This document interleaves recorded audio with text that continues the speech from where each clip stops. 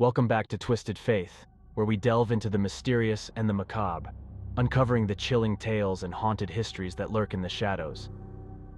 Today, we're diving into the mysterious and chilling world of Michigan's most eerie destinations. Michigan, a state of eerie beauty nestled within the embrace of the Great Lakes and the whispering winds of the Midwest.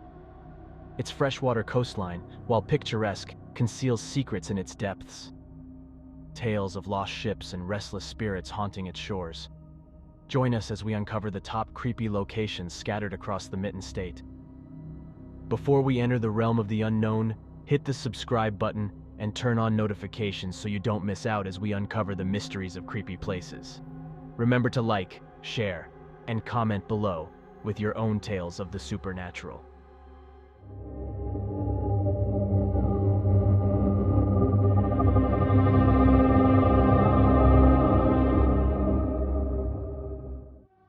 Number 5.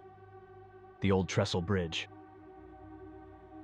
In the heart of Adrian stands the Old Trestle Bridge, renowned as one of the most haunted spots in the area. What makes a simple trestle bridge so chilling? The legend goes back to the late 1800s.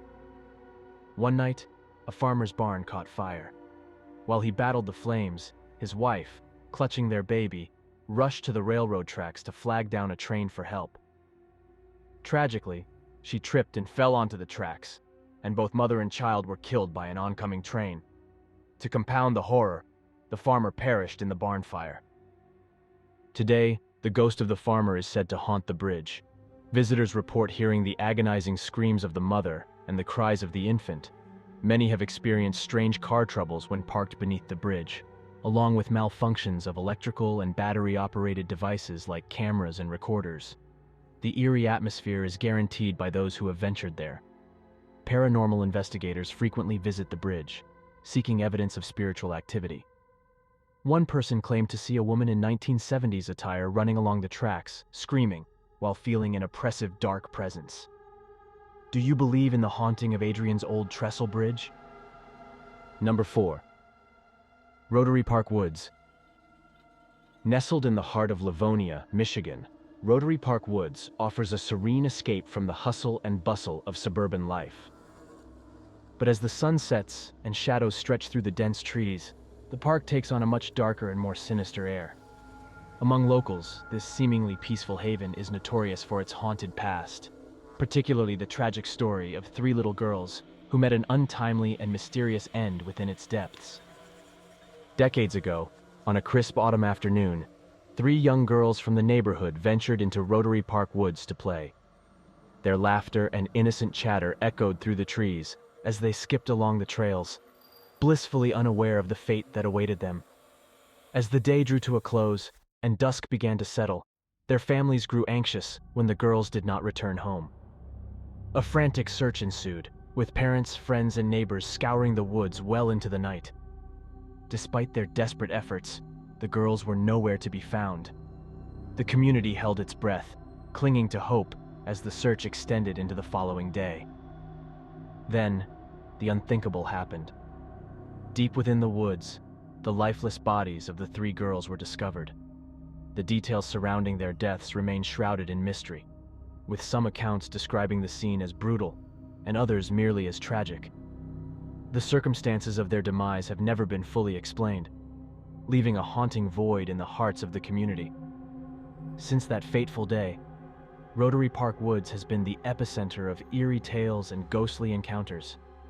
Visitors to the park after dark often report seeing the apparitions of 3 young girls, their ghostly figures flitting between the trees, playing as if they were still alive.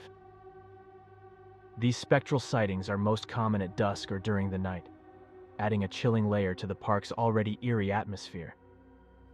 It's not just ghostly sightings that unsettle those who dare to enter the woods. Many have claimed to hear the faint sounds of children crying or laughing, even when no children are present.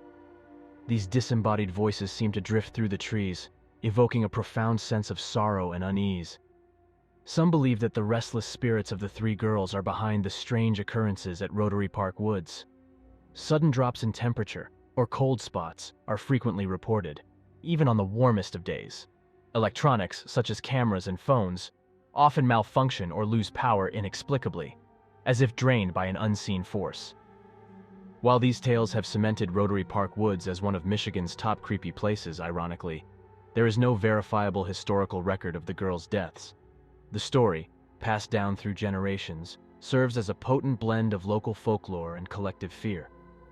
Whether rooted in truth or born from imagination, the legend of the three little girls remains an indelible part of the park's haunted legacy. As you explore Rotary Park Woods, remember to tread lightly and keep your eyes and ears open.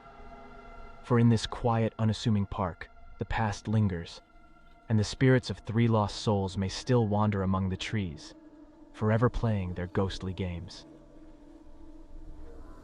Number 3. Bay Point Lighthouse.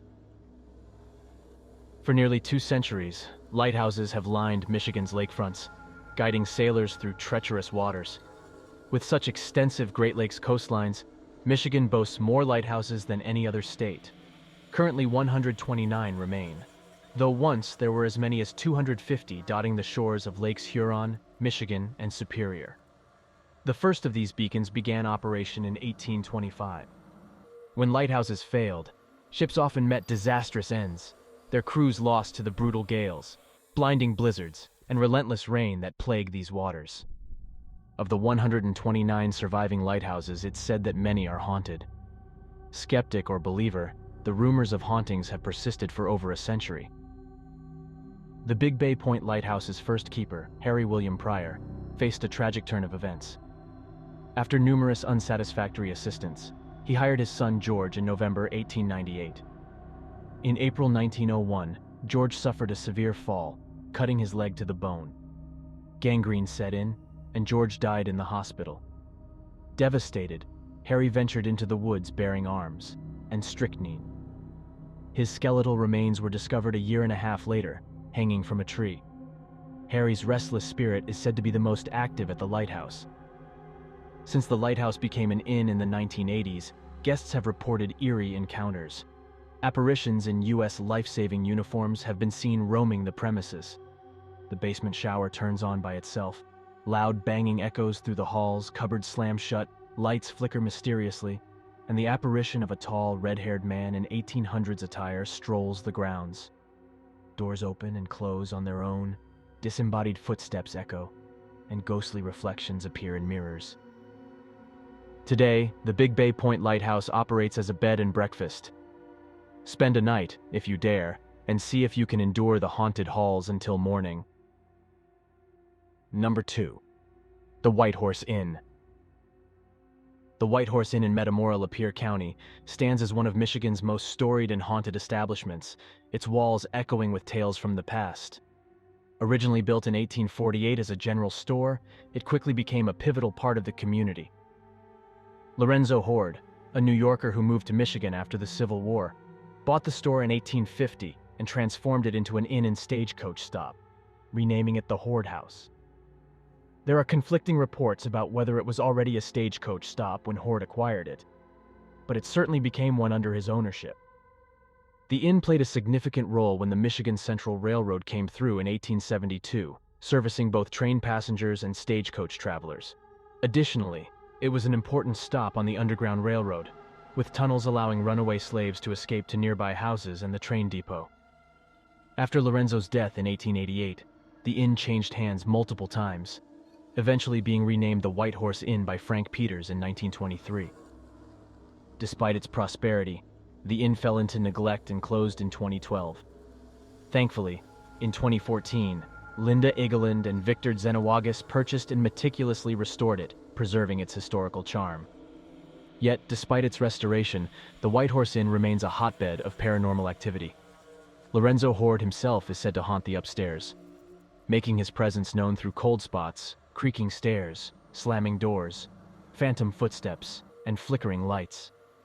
These playful poltergeists seem intent on unnerving visitors, who often experience these unsettling phenomena. Other spectral figures have also been reported, including apparitions of escaped slaves, a man in a 1940s tuxedo, a young girl, and an old man. One particularly chilling legend tells of a fire that broke out in the front section of the bar, claiming the lives of several patrons and a barmaid. Guests have sworn they've heard the anguished screams and moans of those who perished in the blaze. One eerie encounter involved a father and his young daughter. After dinner, they went upstairs to explore. The father was alarmed to see curtains fluttering as if in a breeze, despite the windows being closed. His fear heightened when his daughter, staring into what he thought was an empty corner, said she saw her grandma. Today, the White Horse Inn is more than just a restaurant. It's a living museum where the past lingers in every corner.